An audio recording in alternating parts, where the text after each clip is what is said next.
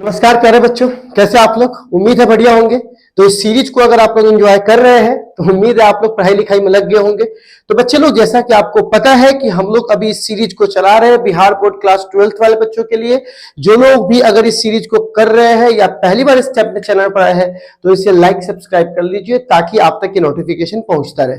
पर क्वेश्चन आता है कि आज के डे में हम लोग क्या पढ़ने वाले हैं। तो जैसा कि आपको पता है कि आज हम लोगों का तीसरा दिन है, ठीक है। तो इस दिन हम लोग क्या करने वाले हैं, बीएससीबी का, ठीक है ना, सॉरी, आज के दिन हम लोग क्या करने वाले हैं, सॉरी, ये जो है इस फिजिक्स को पढ़ने वाले हैं, ठीक है ना। तो बीएससीबी फिजिक्स को, इसमें हम लोग क्लास 12th का, किसका हुआ, क्लास 12th का हम लोग क्या करने वाले हैं, बिहार बोर्ड के लिए इसको पढ़ने वाले हैं, ठीक है ना। जो भी बिहार बोर्ड से बच्चे तैयारी कर रहे हैं उनके लिए सीरीज बहुत इंपॉर्टेंट है, आप इसको देखिए। और उसके बाद बच्चे लोग जो चैप्टर 1 है इलेक्ट्रिक चार्ज एंड फील्ड, अभी यही चल रहा है, चैप्टर 1 चल रहा है। इसमें बच्चे लोग इलेक्ट्रिक चार्ज हम लोग पढ़ चुके थे, ओके। इसके सारी प्रॉपर्टीज भी हम लोगों ने पढ़ लिया था, मेथड भी पढ़ लिया था। और जैसा कि मैंने आपसे वादा किया था कि बोर्ड एग्जाम के लेवल का जो ऑब्जेक्टिव और सब्जेक्टिव होता है बिहार बोर्ड लेवल का, आज हम लोग इसको सॉल्व करने वाले हैं कि बिहार बोर्ड एग्जाम में कैसे ऑब्जेक्टिव और सब्जेक्टिव पूछे जाते हैं। तो हम लोग इस दोनों पे मैटर पे काम करेंगे। उसके बाद एनसीईआरटी का न्यूमेरिकल भी आज सॉल्व होने वाला है। तो आज का क्लास थोड़ा लंबा हो जाए क्योंकि हम लोग को न्यूमेरिकल और एनसीईआरटी का न्यूमेरिकल और ऑब्जेक्टिव दोनों ही सॉल्व करने हैं। तो चलिए स्टार्ट करते हैं आज का हम लोग क्लासेज। तो सबसे पहले आज की क्लास में बच्चे लोग एक टॉपिक रह गया था, जो टॉपिक है कंपैरिजन, तुलना कीजिए। बिटवीन मतलब बीच में, किसके बीच में, चार्ज और मास के बीच में। हमें चार्ज और मास के बीच में तुलना करना है कि चार्ज और मास में क्या समानताएं हैं और क्या असमानताएं हैं। तुलना का मतलब होता है बच्चे लोग समानता और असमानता दोनों को देखना। जैसे कि एक बात बताओ, अगर दो सास है, अपने वो जो भी बहू है उसके बारे में तुलना कर रही है, तो क्या बोलेंगे, हमारी बहू बहुत बदमाश है। बदमाश तो हमारी वाली भी बहू है। तो आप बताइए, एक बात बताइए, दोनों में समानताएं भी हुई, तो कंपैरिजन यहां भी चल रहा है। अच्छा, मेरी वाली तो चप्पल से मारती है, ना ना ना, मेरी वाली वैसे नहीं है, बेलना से पीटती पर चप्पल से कभी नहीं पीटेगी, संस्कार वाली है। तो कहने का मतलब यहाँ डिफरेंसेज आ गए, चाहे समानताएं हो चाहे असमानताएं है, तुलना तो दोनों का हो रहा है। तो कंपैरिजन का मतलब कई बच्चे ये समझ जाते हैं कि हमको खाली डिफरेंस लिखना है, नहीं, आपको समानताएं भी लिखना है असमानताएं भी लिखना है। तो सबसे पहले समानताएं पे चलते हैं। तो सिमिलैरिटीज, समानताएं क्या क्या है, तो देखिए दोनों प्रॉपर्टीज है, किसका प्रॉपर्टीज है, मैटर का। मास भी मैटर की वो प्रॉपर्टी है और चार्ज भी मैटर की प्रॉपर्टी है, मतलब दोनों किसका प्रॉपर्टीज है, मैटर का प्रॉपर्टीज है। तो पहला समानता ये हुआ।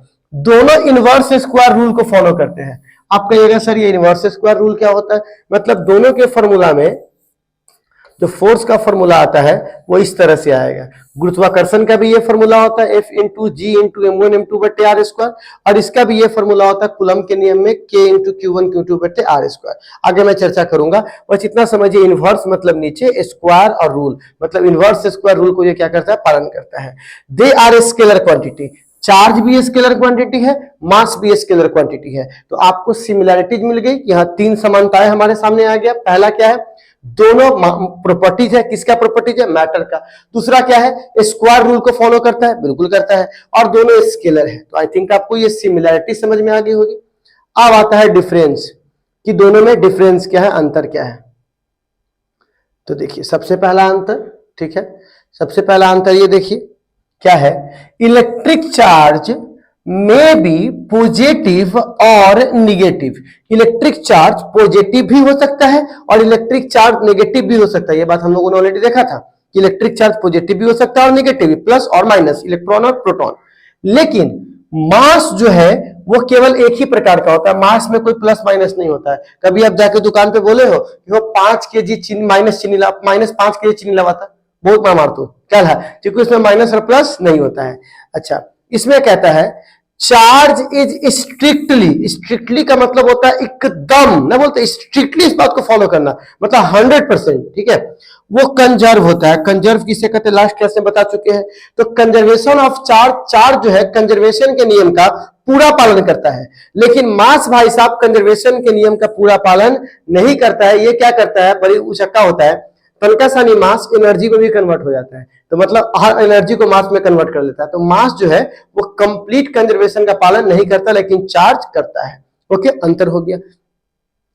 चार्ज जो है वो वेलोसिटी पर डिपेंड नहीं करता, है ना, इंट्रिंसिक प्रॉपर्टीज में आपने सब पढ़े होंगे, इनवेरिएंट ये सब। तो बच्चे लोग मैंने क्या बोला, चार्ज वेलोसिटी पर डिपेंड नहीं करता लेकिन मास वेलोसिटी पे डिपेंड करता है।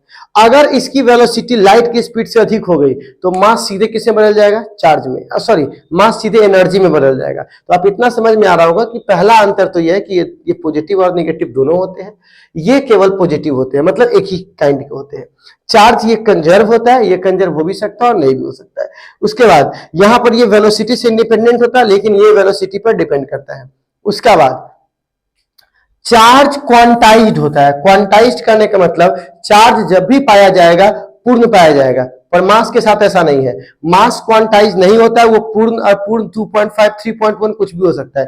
तो कहने का मतलब इट इज नॉट क्वांटाइज्ड, ये क्वांटाइज्ड नहीं होता। उसके बाद फोर्स जो लगता है वो चार्ज के बीच में, वो आकर्षण का भी हो सकता है, रिपल्सन का भी हो सकता है। जैसे प्लस प्लस धक्का भी दे सकता है और प्लस माइनस खींच भी सकता है। लेकिन मास में क्या होता है, केवल अट्रैक्शन होता है। छत पर से कोई आदमी नीचे कूदेगा तो धरती हमेशा छत पर के मास को अपनी ओर खींचेगा, कभी नहीं हो कि धक्का देगा।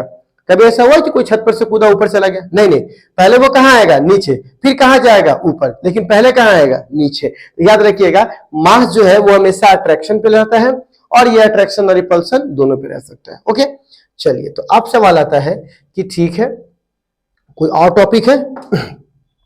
तो बिल्कुल एक टॉपिक है। एक टॉपिक हमारे बोर्ड एग्जाम के दृष्टिकोण से अगर देखा जाए तो उसको हम लोग कहते हैं क्वार्क। हालांकि ये सब यहाँ का चीज नहीं है लेकिन फिर भी चलिए, अब है पढ़ा रहे तो इसको भी खींच ही लेते हैं। क्वार्क कहिएगा सर, क्वार्क क्या होता है? तो देखिए बच्चे लोग, इस बात को समझने के लिए आपको एक छोटी सी बात समझनी होगी। अगर आप क्वार्क को जानना चाहते हैं कि क्वार्क क्या है तो आप छोटी सी बात को क्या समझनी होगी कि आपसे एक बात कहा गया होगा। क्या बात कहा गया होगा? कि इस दुनिया में डाल्टन साहब ने बताया कि सबसे छोटे कण को हम लोग परमाणु कहते हैं। ओके, तो एटम हुआ, मतलब हाँ। अब बोला कि परमाणु को काटा नहीं जा सकता है। फिर थोड़ा और आगे थ्योरी बढ़ा तो बोला कि नहीं भाई, परमाणु को भी काटा जा सकता है, क्योंकि परमाणु भी अगर आप देखिएगा ध्यान से तो बीच में न्यूक्लियस होता है और न्यूक्लियस के चारों ओर इलेक्ट्रॉन और प्रोटॉन घूमते रहते हैं। बस सॉरी, इलेक्ट्रॉन घूमते रहता है, प्रोटॉन और न्यूट्रॉन इसके सेंटर में होता है। ठीक है, तो बोला चलिए तो आप बताइए डाल्टन के हिसाब से सबसे छोटा कण कौन था? एटम। थोड़ा और थ्योरी आगे बढ़ा तो सबसे छोटा कण कौन हो गया? Proton, electron, neutron. तो बोला कि ठीक है, इससे छोटा पार्टिकल्स खोज पाना संभव नहीं है। लेकिन जब वैज्ञानिक लोग और क्वांटम किया, इसको और थोड़ा डीप में गया तो पता है इसको क्या पाया गया कि जो प्रोटॉन है एग्जैक्टली में वो तीन चीज से मिलकर बना हुआ है। You U D. कहिएगा ई क्या चीज है सर? आप कहिएगा ये क्या चीज है? तो चलो मैं आपको बताऊंगा कि क्या क्या चीज है।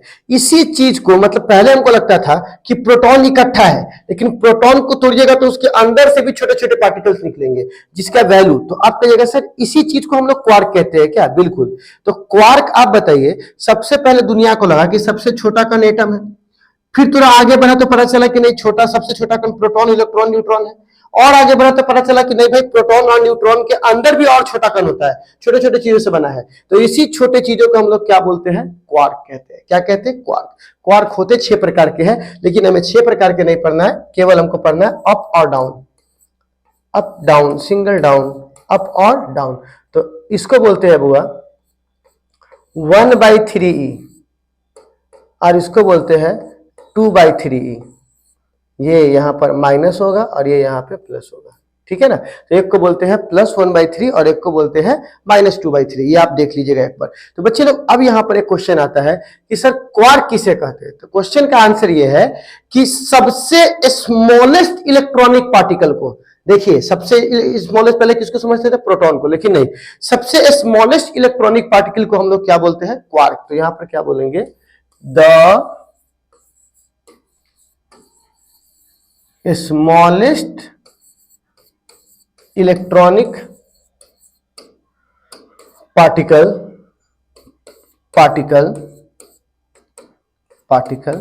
इज कॉल्ड क्वार्क, ठीक है? The smallest electronic particle is called quark. तो एक बार आप इसको देख लीजिए, उल्टा वैल्यू लिखा गया है, इसको ठीक करना है। ठीक है, यहाँ पे वैल्यू ये होना चाहिए, ठीक है ना, कि प्लस 2/3e, और डाउन का मतलब होना चाहिए -1/3e। सॉरी, वहां थोड़ा सा मिस्टेक हो गया था, तो इसको ठीक कर लीजिएगा, ठीक है। तो यहां पर क्या है, अप है, और ये क्या है वो डाउन है। तो अब क्वेश्चन आता है कि सर इसका फॉर्मेशन कैसे होगा। तो देखिए अप और डाउन के लिए जरा देखिएगा। अगर मैं बात करता हूं प्रोटॉन का, ओके, देखिए प्रोटॉन का, तो प्रोटॉन पे कितना चार्ज होता है, E, और हमको ये बनाना है। तो एक बात बताओ, मैं यहां पर क्या लिखूंगा, तो UUD, क्या मतलब हुआ सर, तो U प्लस D। तो आप बताइए U की वैल्यू क्या है, 2/3 E plus 2/3E minus 1/3E, सबको जोड़ दिए तो 3 कॉमन, 4E माइनस E, तो क्या हो जाएगा 3E/3, कट कर क्या हो जाएगा E। तो यही फॉर्मेशन सही है ना, कि प्रोटॉन पर कितना चार्ज होता है, E। ओके, तो ये फॉर्मेशन क्या है बच्चे लोग, सही है। अब बात करते हैं सर न्यूट्रॉन का फॉर्मेशन क्या होगा। तो न्यूट्रॉन का फॉर्मेशन होगा UDD। कहिएगा सर ये कैसे, तो अप प्लस डाउन। तो बताओ अप की वैल्यू क्या है, तो अप की वैल्यू 2/3E, डाउन की वैल्यू -1/3E -1/3 बट्टा पर का जोड़ कीजिए, आपको आंसर क्या आ जाएगा, 0। और न्यूट्रॉन पर वैसे भी क्या होता है, 0। लेकिन पहले हमको क्या लगा कि न्यूट्रॉन पे 0 है, लेकिन नहीं भाई, न्यूट्रॉन पे चार्ज मिल के 0 हुआ। देखिए दो बातें हुई, जैसे एक आदमी कुछ भी नहीं कमाता और एक आदमी कमा रहा है लेकिन ओवरऑल नहीं बच रहा है। तो ये भाई साहब पहले क्या लगता था, ये कमाता ही नहीं है, लेकिन बाद में मालूम चला नहीं भाई, कमाता है लेकिन ओवरऑल नहीं बचता है, ठीक है ना। तो अब देखिएगा बच्चे लोग, यहां पर बिहार में एक कहावत है ना कि कितनो हमर मरद कमात है, महंगाई डाइन डाइन खाई जाए है ना। तो महंगाई काफी ज्यादा है। तो कहने का मतलब क्या है बच्चे लोग, कि सर ये न्यूट्रॉन पे ये है, प्रोटॉन पे ये है, पर आप तो क्वांटाइजेशन ऑफ चार्ज में क्या बोले थे कि कभी भी चार्ज को आधा अधूरा नहीं होता, जब भी होता पूर्ण होगा। देखिए वो कब होता है, जब नेचुरल कंडीशन में, हमारे आसपास जो नेचुरल कंडीशन है। लेकिन ये स्पेशल सब कंडीशन है जब बनाया जाता है। जब तुम बनाए जाओगे तो इस तरह से मिलेगा आपको क्वार्क, ठीक है ना। प्रकृति इसको स्पेशल कंडीशन में आपको दिखाएगी, नॉर्मल कंडीशन में नहीं दिखाती है। तो कहने का मतलब क्या हुआ बच्चे लोग, हर चीज का एक्सेप्शन है दुनिया में। तो क्या है बच्चे लोग, प्रोटॉन किस तरह फॉलो करेगा, UUD को, और न्यूट्रॉन किस तरह फॉलो करेगा, UDD को। तो आई होप आप लोग क्वार्क को समझ गए होंगे कि क्वार्क क्या है। तो इस दुनिया के सबसे स्मॉलेस्ट इलेक्ट्रॉनिक पार्टिकल को हम लोग क्या बोलते हैं, क्वार्क। ओके, क्या बोलते हैं हम लोग, क्वार्क। तो आई होप आपका जो चार्ज से संबंधित जितना भी टॉपिक था हमने सारा आपको बता दिया। ओके, अब सवाल आता है कि इससे आगे बढ़ने का। तो चलिए बच्चे लोग इससे भी आगे बढ़ते हैं, और एक हमारे पास टॉपिक है जिसको हम लोगों को लेके आना पड़ेगा, जिस टॉपिक का नाम है चार्ज डेंसिटी। उस टॉपिक का नाम क्या है बउआ, चार्ज डेंसिटी, ठीक है। या इसी को हम लोग बोलेंगे बउआ, ठीक है ना, uniform charge distribution. Uniform charge distribution. कहिएगा सर ये क्या चीज है, अभी बताता हूं, डिस्ट्रीब्यूशन, ठीक है। पहले शब्द का मतलब समझो बेटा, डेंसिटी किसे कहते हैं पहले वो समझिए, और पढ़ते क्यों हैं पहले वो समझिए। देखो बउआ, क्या होता है कि जब हमें बहुत, जैसे आप ऐसे सुने होंगे कि 5 मजदूर किसी काम को 6 दिन में करता है, तो 12 मजदूर उस काम को कितने दिन में करेगा। तो आप क्या करते हैं, ये पता करते हैं कि एक मजदूर कितने में करेगा, और ये पता चल गया तो उसके बाद जितना बोलेगा उतना का निकाल लेंगे। उसी प्रकार यही बात यहां पर भी है। ये कहता है कि डेंसिटी क्यों पढ़ते हो, तो सिंपल कहिएगा इकाई के लिए, एक के लिए। आप कहिएगा सर एक के लिए मतलब, तो ये कहने का मतलब है कि V वॉल्यूम में M मास है, तो बताइए इकाई वॉल्यूम में कितना होगा, तो M/V। तो हम यहाँ इकाई मतलब एक के लिए पढ़ रहे हैं। तो डेंसिटी वर्ड जब भी आएगा सीधे समझना कि तुम कितना का वैल्यू निकालने जा रहे हो, एक का। फिर कहिएगा आप एक का वैल्यू क्यों निकालते हैं, अरे भाई साहब मैथ में अगर एक का वैल्यू पता होगा तो जितना बोलेगा उतना का जोड़ घटाव गुना भाग करके आराम से निकाल लेंगे हम लोग। इसी के लिए डेंसिटी पढ़ते हैं। तो डेंसिटी क्या कहता है, ये कहता है कि जितना चार्ज मतलब कि ओवरऑल फैला हुआ है, अगर मैं उसको इकाई में निकाल लूंगा तो हमारा क्या बन जाएगा, चार्ज डेंसिटी। तो ये कहता है द चार्ज, ऐसे लिखो द, ऐसे लिखो, फिर से लिख देते हैं the total charge uniformly, uniformly मतलब सब जगह एक जैसा, यूनिफॉर्मली डिस्ट्रीब्यूटेड पर यूनिट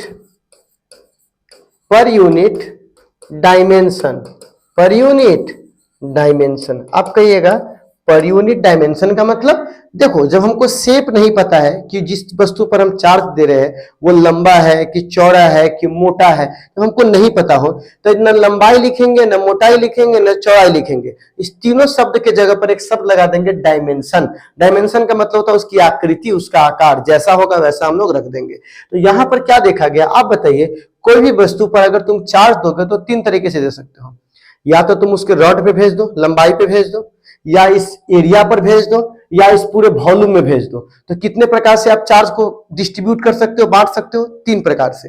पहला लंबाई, दूसरा एरिया, तीसरा वॉल्यूम। तो बताइए यूनिफॉर्म चार्ज डेंसिटी भी कितने प्रकार के होते हैं बच्चे लोग? तीन प्रकार के होते हैं। यूनिफॉर्म चार्ज डेंसिटी कितने प्रकार के होते हैं? तीन। सबसे पहला को हम लोग बोलते हैं बच्चे लोग लीनियर चार्ज डेंसिटी, क्योंकि हम लंबाई की बात कर रहे हैं। Linear charge density, linear charge density. तो सबसे पहला का नाम है लीनियर चार्ज डेंसिटी। तो इसमें हम लोग किसको प्रीफर करेंगे? इसको हम लोग प्रीफर करेंगे कि हमारा चार्ज जो बटने वाला है वो किस पे बटने वाला है? लेंथ पर। ओके। और दूसरा का नाम है सरफेस चार्ज डेंसिटी। ओके, दूसरा का नाम है surface charge density. Bihar board में भी इस पे बहुत क्वेश्चंस आते हैं। सरफेस चार्ज डेंसिटी जो बटता है किससे बउआ? एरिया पर। ठीक है, जब आपको चार्ज बटेगा लंबाई पर तो उसको बोलेंगे लेंथ, यानी सरफेस लीनियर चार्ज डेंसिटी। जब एरिया पर बैठेगा, पूरे एलिवेस्टर में फैल जाएगा, तो उसको बोलेंगे सरफेस। और अगर मान के चलिए ये वॉल्यूम में है तो इसको बोलते हैं वॉल्यूम चार्ज डेंसिटी। ओके। और ये क्वेश्चन बिहार बोर्ड में लगभग आ चुका है, 5-6 बार आ चुका होगा, इसका डेफिनेशन भी और इसका यूनिट डायमेंशन भी। और ये कहां पे पड़ता है वो? वॉल्यूम पे। बहुत इजी है। ठीक है, किस पे वो? वॉल्यूम पे। ठीक है, तो सबसे पहला सवाल है कि सर लीनियर चार्ज डेंसिटी क्या है? चलिए हम एक एक करके सबसे पहले यहां पर हेडिंग देते हैं लीनियर चार्ज डेंसिटी। ओके, सबसे पहला है लीनियर चार्ज डेंसिटी। और आपको पता है इसको डिनोट किससे करते हैं? लेमडा से। ठीक है, तो मैंने अभी आपको कहा, यहां पर क्या कहा कि अगर एक रॉड है, ठीक है, और इस पर तुमने बहुत सारा चार्ज दिया है, तो इस रॉड की लंबाई कितनी है? L है। और तुमने इस पे कितना चार्ज दिया? तो Q चार्ज दिया। ओके, एक रॉड की लंबाई L है और तुमने इस पर कितना चार्ज दिया? Q चार्ज दिया। तो हम लोग यहाँ पे क्या बोलते हैं? ठीक है, यहाँ पर कैसे डेफिनेशन बनता है इसका वो देखिएगा। हम लोग यहाँ पे कहते हैं कि L length have Q charge. L length पर कितना चार्ज है? Q charge. देखो बताओ, L लेंथ पर कितना चार्ज है? Q चार्ज है। खुद से परिभाषा बनाना सीखो। तो बताओ इकाई पर कितना होगा? तो Q बट्टे क्या हो जाएगा? L charge. अगर L लेंथ पर Q चार्ज है तो 1 पे कितना होगा? Q बट्टा L। तो अब बताइए, इसी 1 को ना हम लोग लीनियर चार्ज डेंसिटी बोलते हैं। अभी तो हमने आपको पढ़ाया ना बेटा कि डेंसिटी का मतलब क्या होता है? इकाई का निकालना है, और इकाई का निकल गया तो इसी को हम लोग बोलते हैं लेमडा बराबर Q बट्टे L। ओके, लेमडा का मतलब क्या हुआ? 1। लेमडा का मतलब क्या हुआ? 1, यानी इकाई लेंथ पर, तो इसी को हम लोग लेमडा बोलते हैं। तो कोई पूछेगा लीनियर चार्ज डेंसिटी क्या है, तो क्या बोलिएगा? Charge per unit length. क्या बोलेंगे बुआ? Charge per unit length. बोलेंगे it is defined as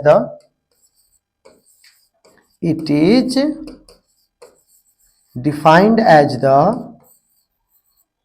charge distributed per unit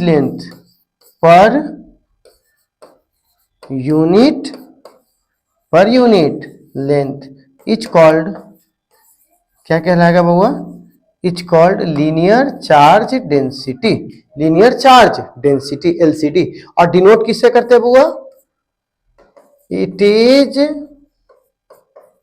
denoted by lambda. थोड़ा मेरी आवाज सुन के लिख लीजिएगा, it is denoted by lambda. और लेमडा का फॉर्मूला क्या है? Q/L। तो पहला सवाल, ऐसा यूनिट क्या होगा इसका? तो आप आराम से बोल सकते हैं सर कूलम/मीटर। ओके, अब बताइए इसका डायमेंशन क्या होगा इसका बाबू? डायमेंशन होगा AT, चार्ज का होता है AT और इसका होता है L, तो हो जाएगा AT और L के पावर -1। ओके, तो ये हमारा हो जाएगा डायमेंशन। तो हम लोगों ने लीनियर देख लिया। लीनियर के बाद अब बारी है सरफेस की। ओके, लीनियर के बाद अब किसकी बारी है? दूसरा, इसको हम लोग बोलते हैं सरफेस चार्ज डेंसिटी। ओके, और सरफेस चार्ज डेंसिटी को हम लोग डिनोट करते हैं सिग्मा से। किससे डिनोट करते हैं बुआ? सिग्मा से। सरफेस चार्ज डेंसिटी डिनोट किससे करते हैं? सिग्मा से। तो क्या कहा जाता है कि अगर मान के चलिए एक सरफेस लिया, ओके, और इस सरफेस का जो एरिया है वो कितना है? A है, और हमने इस पे जो चार्ज दिया है बाबू, और हमने कहीं से लाकर इसको चार्ज दिया, तो वो चार्ज हमने कितना दिया बुआ? Q। ठीक है, हमने A एरिया है, Q चार्ज हमने इस पे दे दिया है। तो अब सिंपल सा बात है, क्या बोलेंगे? A area have Q charge, A area have Q charge. Okay, तो अब बताइए इकाई एरिया में कितना होगा? इकाई एरिया में होगा Q/A चार्ज। ठीक है, अगर एक A एरिया में, पूरा एरिया A है, उसमें Q चार्ज है, तो इकाई में कितना होगा? Q/A, क्योंकि A नीचे आ जाएगा। तो अगर मुझे 1 का मिल गया तो समझिए हमको सिग्मा मिल गया, क्योंकि पता है ना 1 को ही डेंसिटी कहते हैं। यहाँ पे सरफेस चार्ज डेंसिटी, क्योंकि यहाँ एरिया जुड़ा हुआ है, तो यहाँ पे क्या फॉर्मूला हो जाएगा? Q/A। तो कोई भी आपसे पूछता है कि भाई इसका डेफिनेशन क्या होगा, तो आप क्या बोलिएगा कि it is defined as the charge distributed per unit area. क्या बोलेंगे बुआ? Charge distributed per unit area. तो क्या बोलेंगे? It is defined, it is, ये पूछा हुआ भी है बुआ, it is defined as the charge per unit, charge distributed लिखना भूल गया, sorry, charge distributed per unit area is called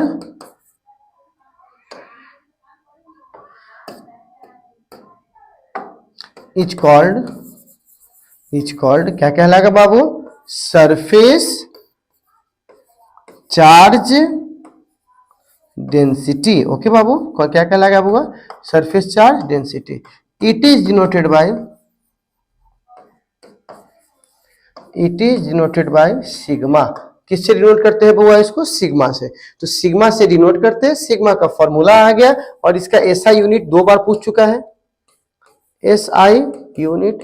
तो बताइए चार्ज का क्या होगा बुआ? कूलम, और एरिया का क्या है बुआ? Metre square. तो आपके पास ये आ गया। अगर मैं इसका डायमेंशन लिखूं, तो ये हो जाएगा 80, और नीचे L है, ऊपर जाएगा तो L के पावर -2 हो गया। ठीक है, तो हम लोगों ने क्या किया? सरफेस चार्ज डेंसिटी भी हम लोगों ने देख लिया है। ओके, अब सरफेस चार्ज डेंसिटी के बाद हमारे पास बारी है बच्चे लोग लास्ट का, जिसको हम लोग कहते हैं वॉल्यूम चार्ज डेंसिटी। ठीक है, तो तीसरा है हमारे पास volume charge density. Okay, volume charge density, जिसको हम लोग रो से डिनोट करते हैं। ठीक है बाबू, अब इसमें क्या है कि हमने एक वॉल्यूम लिया। ठीक है, हमने एक वॉल्यूम लिया, ये आपके सामने वॉल्यूम आ गया, इस पे हमने कई सारे चार्ज रख दिए। ठीक है, तो हमने V वॉल्यूम पर कितना चार्ज दिया? Q चार्ज दिया। तो हमें इकाई का पता करना है, क्योंकि इकाई का पता कर लिए तो आप डेंसिटी पता कर लेंगे। तो यहां पे कहा जाता है V volume has Q charge, V volume has Q charge. तो बताइए इकाई का कितना होगा?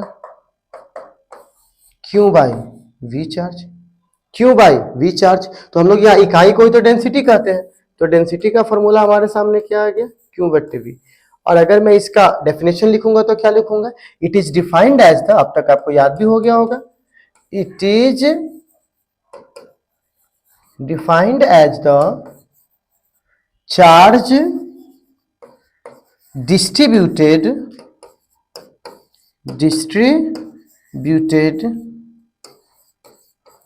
per unit volume,